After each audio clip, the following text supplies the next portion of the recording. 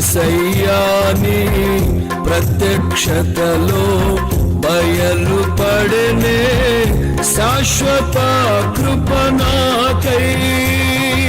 దేవునికి మహిమ కలుగును గాక. ఈ కార్యక్రమం చూస్తున్న మీ అందరికీ నా హృదయపూర్వకమైన వందనాలు. పరిశుద్ధ గ్రంథంలో నుండి ఆది కాండము 18వ అధ్యాయం 18వ వచనం. అబ్రహాము నిశ్చయముగా బలము గల గొప్ప జనమగును, అతని మూలముగా భూమిలోని సమస్త జనములను ఆశీర్వదింపబడును. ఎట్లనగా యెహోవా అబ్రహామును గూర్చి చెప్పినది, అతనికి కలుగ చేయనట్లు తన తర్వాత తన పిల్లలను తన ఇంటి వారును నీతి న్యాయములు జరిగించుచు యెహోవా మార్గమును గైకొనుటకు అతడు వారికి ఆజ్ఞాపించునట్లు నేను అతని ఎరిగి ఉన్నానెను.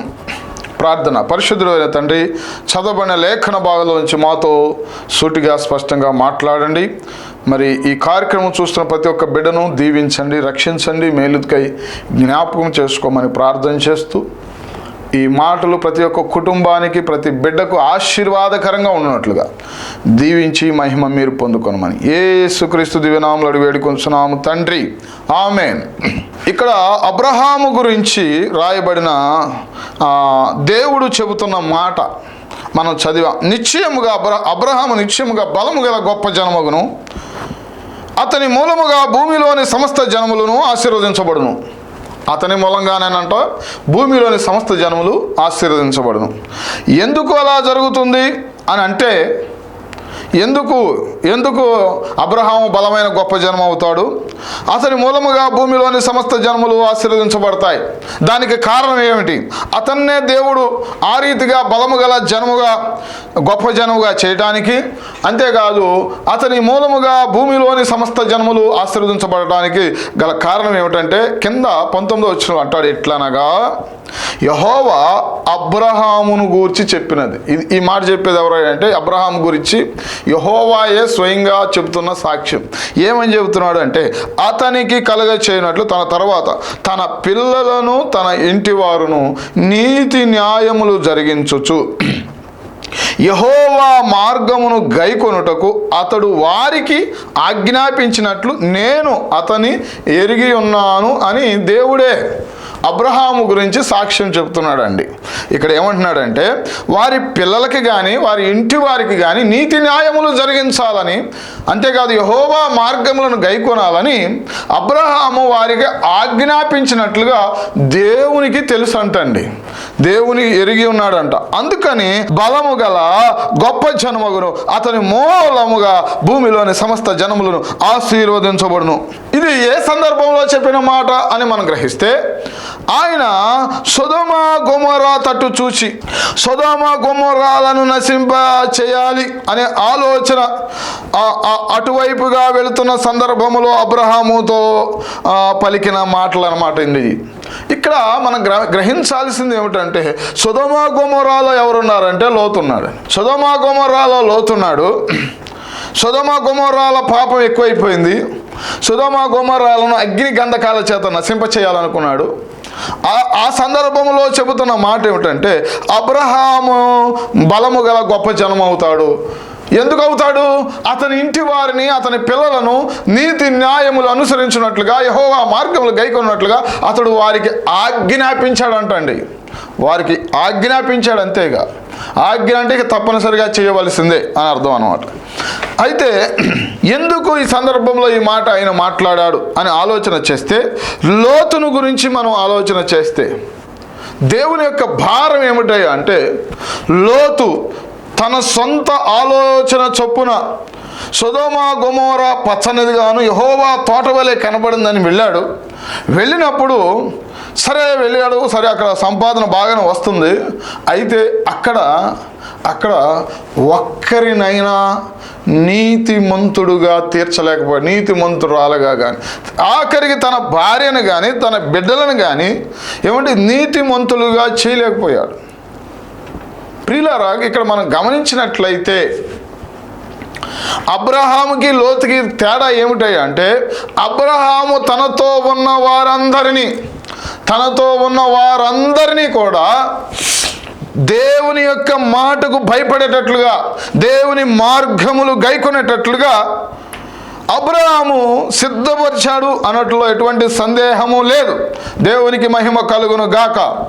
ఇక్కడ మనం గమనించినట్లయితే అబ్రహాము ఇంట పుట్టి అలవరచబడిన వారు 318 మంది ఉన్నట్లుగా మనం చూడగలుగుతాం. ఆది కాండము 14వ అధ్యాయము 14వ వచనం. అక్కడ రాసింది ఏమనంటే తన ఇంట పుట్టి అలవరచబడిన వారంటే నేర్పించబడిన వారు అనమాట. అంటే యుద్ధము చేయటంలో ప్రవీణులు, అంటే దేవుని యొక్క మార్గములలో నడుస్తూ అది ఆధ్యాత్మిక కోణంలో మనం ఆలోచన చేసినట్లయితే దేవుని యొక్క మార్గములో నడుస్తూ ప్రార్థనలో పోరాటాలలో, ఆధ్యాత్మికమైన పోరాటాలలో వారు నిష్ణాతులు, నేర్పబడిన వారు అబ్రహాము ద్వారా వారు నేర్చుకున్నారు. దేవుని స్తోత్రం కలుగును గాక. హల్లెలూయా.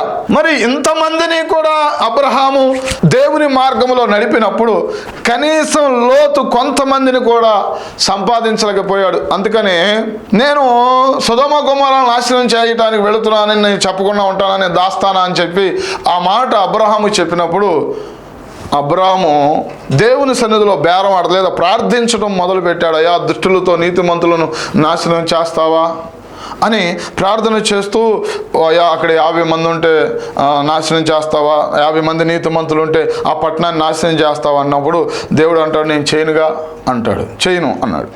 ఆ తర్వాత ఇంకా తగ్గించుకుని, ఎందుకంటే కనపడతల్లా నీతిమంతులు, ఎందుకు తగ్గించుకుంటూ వచ్చాడు?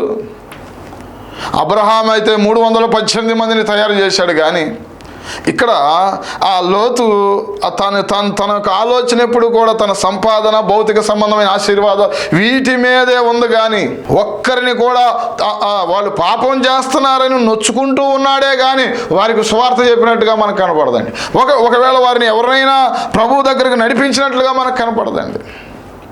అసలు అక్కడికి వెళ్ళటమే తప్పు. కానీ సరే అక్కడ ఉన్నాడు, అక్కడ ఉన్నప్పుడు కనీసం కొంతమందినైనా ప్రభు కోసం సంపాదించాడా, దేవుని సాక్షార్థమై నిలబడ్డాడా అంటే లేదు. అందుకనే 10 మంది దాకా వస్తాడండి అబ్రహాం. 10 మంది నీతిమంతులుంటే కాపాడుతావా నాయన అంటే, ఎందుకు కాపాడుతా అంటాడు ఆయన. 10 మంది కాదు కదా, లోతు ఒక్కడే మనకు నీతిమంతుడుగా కనపడుతున్నాడు. ప్రియులారా, ఇక్కడ మనం గమనించవలసింది ఏమిటంటే, ఇక్కడ అబ్రహామును దేవుడు ఎందుకు ఆశీర్వదిస్తా అంటున్నాడంటే తన చుట్టూ ఉన్న వారందరినీ కూడా ప్రభువు మార్గములను తట్టు, తన ఇంట్లో ఉన్న వారందరినీ ప్రభు మార్గము తట్టు తిప్పినట్లుగా, ప్రభు మార్గాన్ని గైకొన్నట్లుగా, తన పిల్లలను, తన ఇంటి వారు నీతి న్యాయములు జరిగించాలి అని అతనికి యెహోవా మార్గాలు గైకొనాలని ఆజ్ఞాపించాడు ఖండితంగా. ఆ రీతిగా వారిని తయారు చేసినట్లుగా మనం చూస్తున్నాం. కానీ లోతు అలా కాదండి. అందుకనే చూడండి, ఒకవేళ లోతు కుమార్తె నీతిమంతులు అంటే అలాంటి పనులు చేయరు కదండి. లోతు భార్య నీతిమంతురాలు అని అనుకుంటే వెనక్కు చూడొద్దు అనుకుంటే చూడకూడదండి. ఇక్కడ గమనించండి, హాగరు గర్భవతిగా ఉన్నప్పుడు శారాయిని పని మనిషిగా చూసినప్పుడు, శారాయిని అవమానంతో మాట్లాడినప్పుడు, శారాయి అంటది నన్ను కొంచెం హింస పెట్టినప్పుడు అక్కడ శారాయి నుండి దూరంగా వెళ్ళిపోతుంది అన్నమాట. హాగరు వెళ్ళిపోతే దేవుని దూత కలుసుకుని ఆగరు నీకేమి వచ్చింది అని చెప్పి, నీవు నీ యజమానురాలైన శారా దగ్గర అణిగి మణిగి ఉండు అని అనగానే, దేవుడు చెప్పంగానే హాగరు ఏం చేసిందంటే తిరిగి మళ్ళీ శారా దగ్గరికి వచ్చి, అక్కడ అనొచ్చు నేను ఏ మొహం పెట్టుకుని వెళ్ళాలి అది నేను ఏదో రకరకాలుగా మాట్లాడవచ్చు, కానీ అక్కడికి వెళ్ళి అణిగి మణిగి ఉన్నట్లుగా మనం చూస్తున్నాం. అలాగే హాగరు యొక్క కుమారుడు ఇష్మాయేలు కూడా మనం చూస్తే, ఇష్మాయేలును హాగరును కూడా బయటకు పంపించేమన్నప్పుడు శారా, అలాగే అబ్రహాము ఒక నీళ్ల తిత్తి ఒకటి ఇచ్చి పంపించేసినప్పుడు కూడా ఇష్మాయేలు దాహముతో బాధపడుతున్నప్పుడు హాగరు అక్కడ వదిలిపెట్టేసి కొంచెం దూరం వెళ్ళిపోయి ఏడుస్తూ ఉంటే ఇష్మాయేలు మాత్రం ఏం చేశాడంటే దేవునికి మొరపెట్టినట్లుగా మనం చూస్తూ ఉంటాం. అలాగే ఇస్సాకు జీవితంలో కూడా బలి ఇవ్వటానికి తీసుకువెళ్ళినప్పుడు కూడా వెంటనే ఆ బలికి తాను కూడా ఇష్టపడినట్లుగా మనం చూస్తాం. ఇస్సాకు విధేయత చూపించిన పెట్టినట్లుగా. కాబట్టి ప్రియులారా, ఇక్కడ మనం గమనించినట్లయితే అబ్రహాము ఆధ్యాత్మికత విషయంలో, దేవుని వాక్యాన్ని అనుసరించే విషయంలో, దేవునికి లోబడే విషయంలో ఎట్టి పరిస్థితుల్లో కూడా తన చుట్టూ ఉన్న వారందరినీ కూడా ఆ రీతిగా ట్రైనప్ చేశాడు, వారిని సిద్ధపరిచాడు అనటంలో ఎటువంటి సందేహము లేదు. అదే లోతు అయితే తన యొక్క ఆలోచన మొత్తం కూడా సంపాదన మీద, భౌతిక ఆశీర్వాదాల మీద ఉన్నట్లుగా మనం చూడగలుగుతున్నాం. ప్రియులారా, ఈ యొక్క వాక్యాన్ని బట్టి నేను చెప్పేది ఒకటే, నీవు ఒక్కడవే నీతిమంతురాలుగా నేను దేవుని సన్నిధికి వెళుతున్నాను కదా, నేను వాళ్ళ కోసం ప్రార్థన చేస్తున్నా, భర్త కోసం, పిల్లల కోసం, వాళ్ళ కోసం ప్రార్థన చేస్తున్నా కదా, వాళ్ళ పట్ల దేవుడు కార్యాలు జరుగుతున్నాయి కదా అనేదే చాలామంది ఉద్దేశం. కానీ ఎప్పుడు కూడా వారి యొక్క ఆత్మ రక్షణ పట్టించుకోవట్లేదు. వారిని నీతిమంతులుగా చేయాలి, వారిని ప్రభు దగ్గరికి నడిపించాలి అనే ఆలోచన చాలామందికి లేకపోవటం శోచనీయమండి. చాలా బాధాకరమైన విషయం. నీ మట్టుకు నీవు రక్షించబడ్డావు కాదంటలేదు, నువ్వు నీతిమంతుడివే, నీతిమంతురాలవే.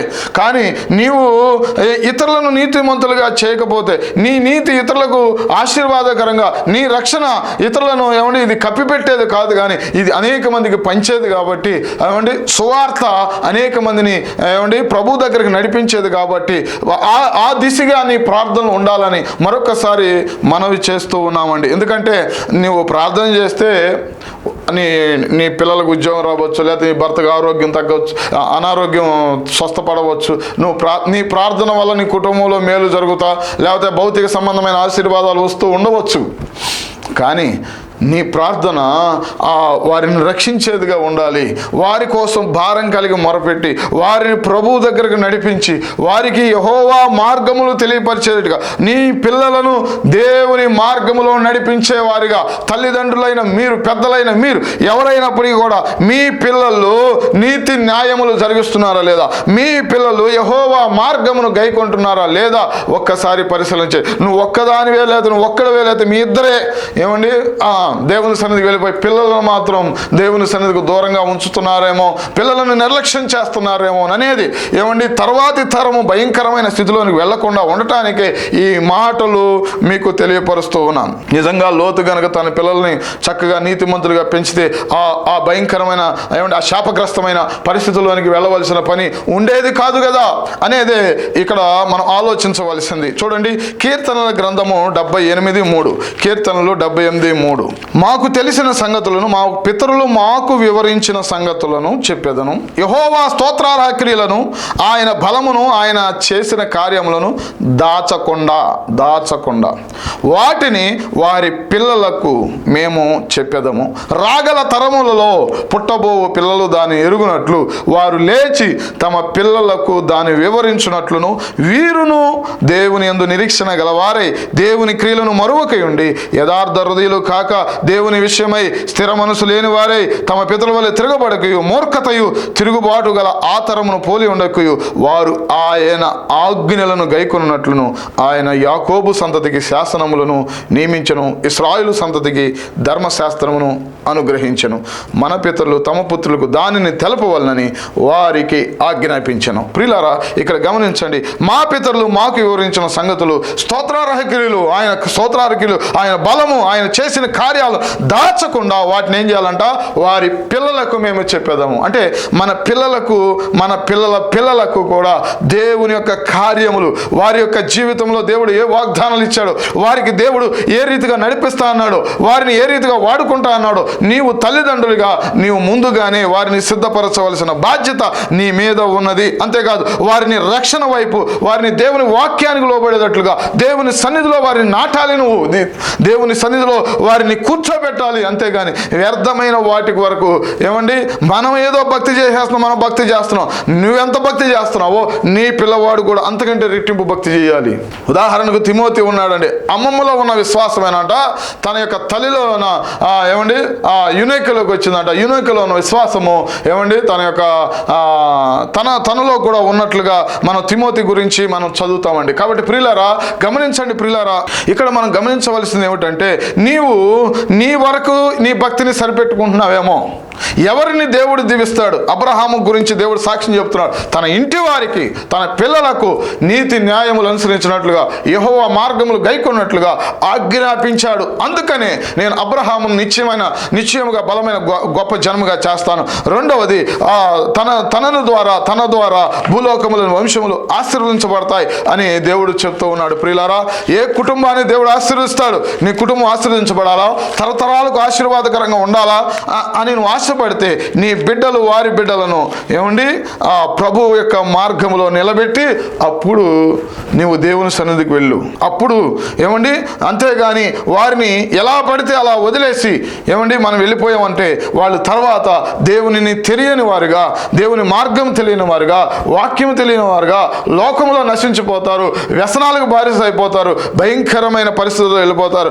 వారి బిడ్డలు అలాగే అయిపోతారు, వారి పిల్లలు అయిపోతారు. అంతేకాదు తర్వాత తరాలు మన పిల్లల సంతానం శాపగ్రస్తమైన నరకములోనికి వెళ్ళిపోతూ ఉంటారు. కాబట్టి ప్రియులారా, మరొక్కసారి మీకు గుర్తు చేస్తూ ఉన్నాను. కీర్తనలు 37వ అధ్యాయం 24వ వచనం చదువుదామండి. యెహోవా అతని చెయ్యి పట్టుకుని ఉన్నాడు గనుక నేలను పడిన లేవలేక ఉండడు.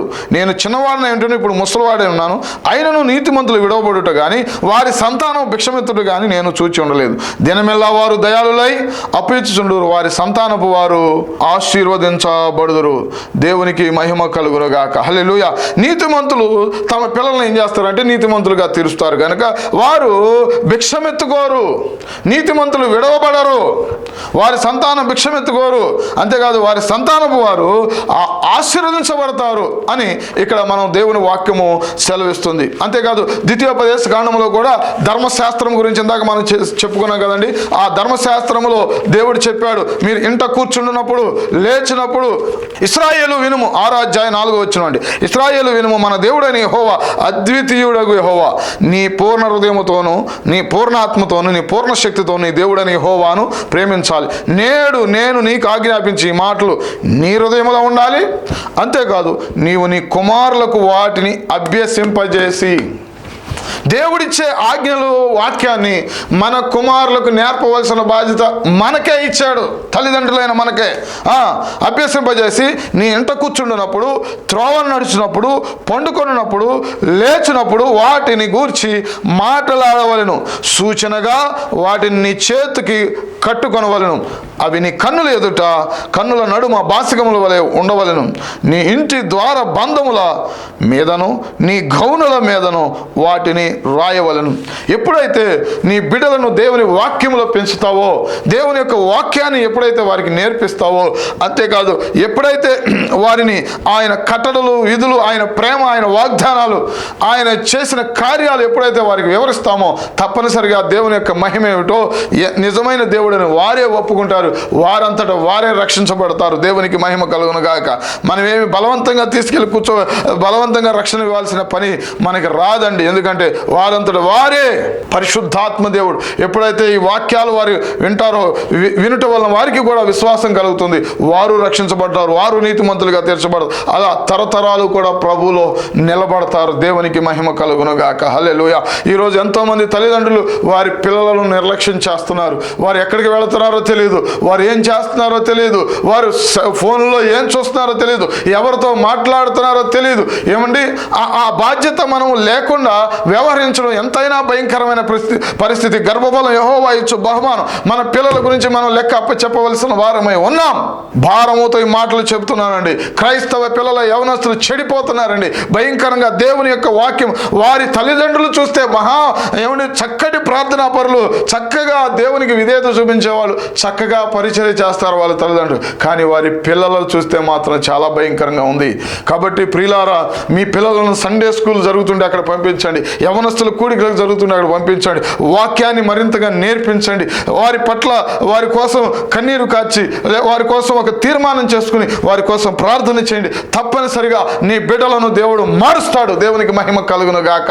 తప్పనిసరిగా నీ బిడ్డలు దేవుని నామ మహిమార్థమై బలమైన సాధనాలుగా వాడబడుదురు గాక. హల్లెలూయా.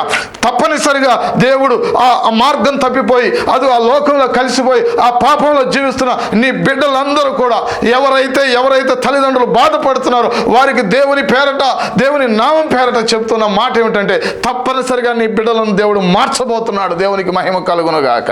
హల్లెలూయా. నువ్వు భారం కలిగి మొరపెడితే దేవుడు తప్పనిసరిగా కార్యం చేస్తాడు. చాలా బాధాకరమైన విషయం అండి. ఒక మాట ఇక్కడ చూడండి, న్యాయాధిపతుల గ్రంథం 2వ అధ్యాయం 10వ వచనం. ఆ తరము వారందరూ తమ పితరుల యొద్దకు చేర్చబడ్డారు.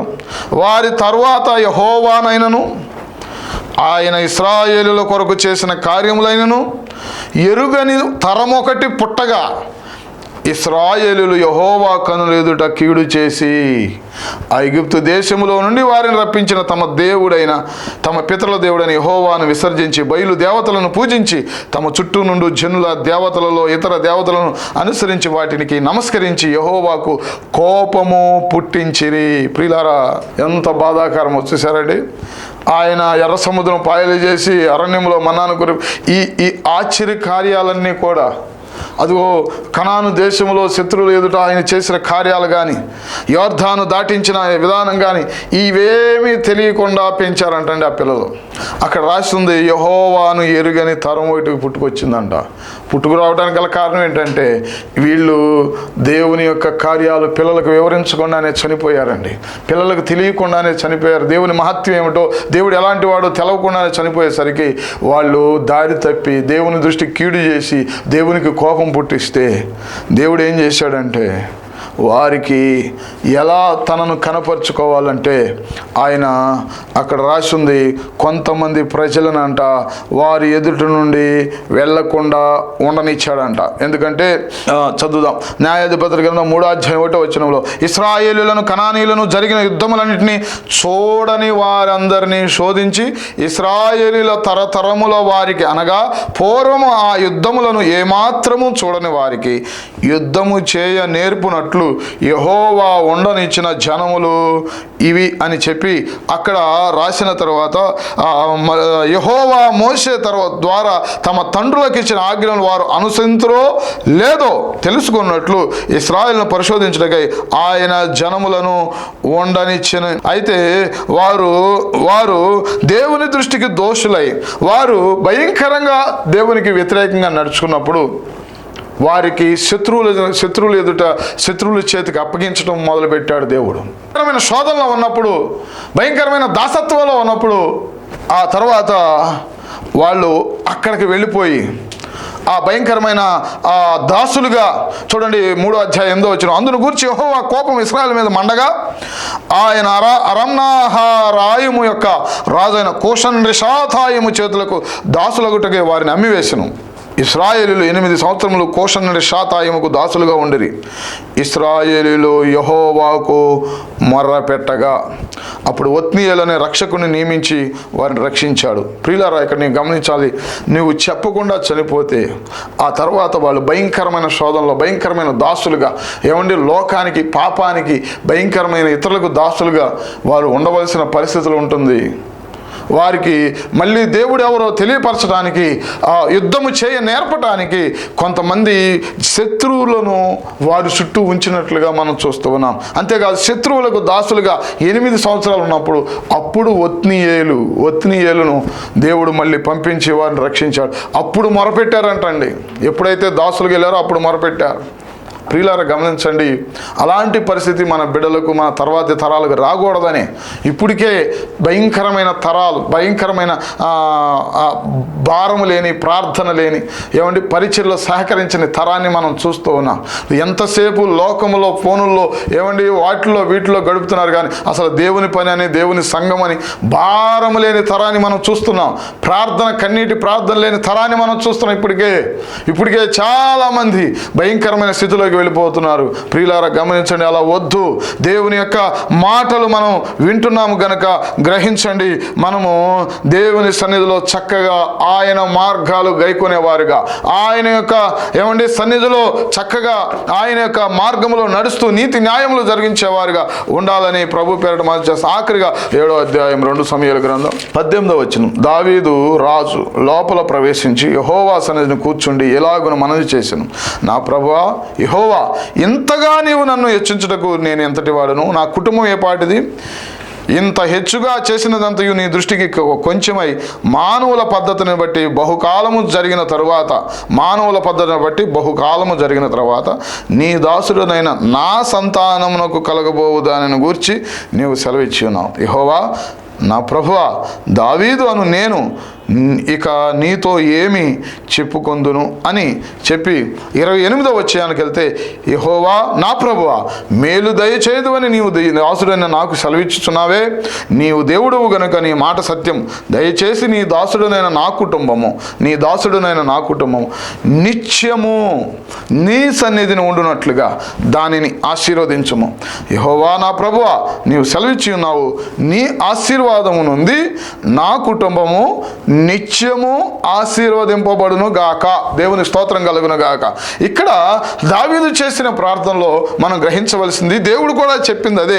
ఏమంటున్నాడంటే, నీ సంతానాన్ని నేను నిత్యము స్థిరపరుస్తా, సింహాసనం మీద స్థిరపరుస్తా అని, నీ సంతానం నీ సింహాసనం నిత్యము స్థిరపరచబడును అని దేవుడు ఎప్పుడైతే దావీదుకు చెప్పాడో, దావీదు కూడా అదే ప్రార్థన చేస్తున్నాడు. అయ్యా, బహుకాలము తర్వాత నా సంతానానికి జరగబోయే దానిని నువ్వు తెలియపరిచావు.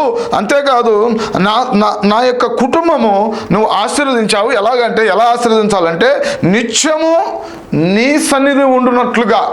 ప్రియులారా, ఇక్కడ గమనించాలి, నిత్యము నీ సన్నిధి అంటే తరతరములు. దావీదుతో తన యొక్క భక్తిని సరిపెట్టుకుని వెళ్ళిపోవట్లేదండి.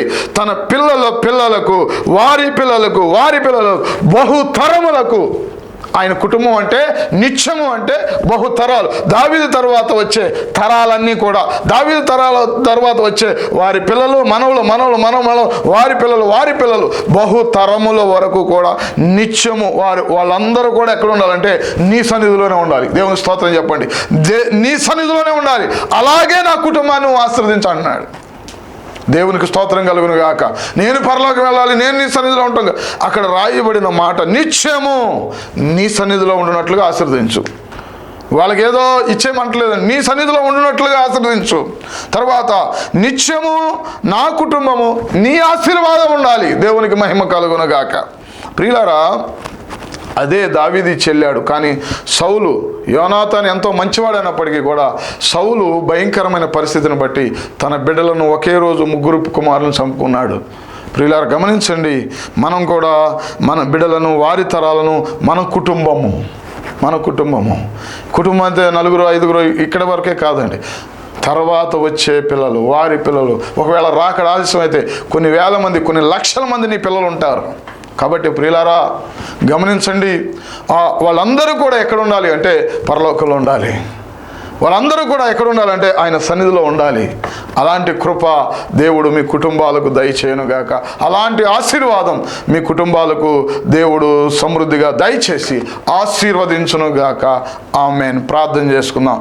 మహోన్నతుడైన తండ్రి, కృప కలిగిన దేవా, ఈ వాక్యమైన ప్రతి ఒక్కరూ కూడా భారము కలిగి వారి బిడ్డల కోసం, వారి కుటుంబాల కోసం, వారి తరాల కోసం మొరపెట్టేవారు ఉండటానికి సహాయం ఇచ్చేయమని ప్రార్థన చేస్తున్నాం.